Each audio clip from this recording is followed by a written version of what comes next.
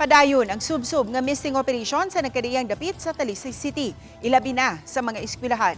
Sa labing uwahing napahigayunan og misting sa Dengue Task Force, mao ang Talisay City Central School. Ning unang bulan sa 2026, mitala ang Talisay City og usa ka kaso sa dengue. Usa ka 13 anyos nga lalaki kinsa naayo na usab.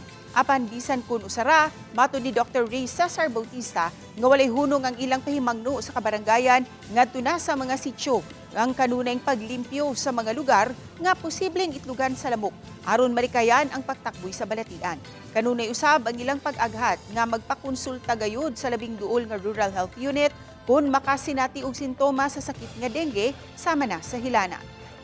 Again, all year round magiging atong surveillance sa dengue. So we do that by fever surveillance kinsay mga panghilantan sa barangay ato ginang ipaadto. Then we are also strengthening the cleanliness. Murag usana sa gipanghingusgan sa ni Mayor karon nga malimpyo sa nato atong mga palibot.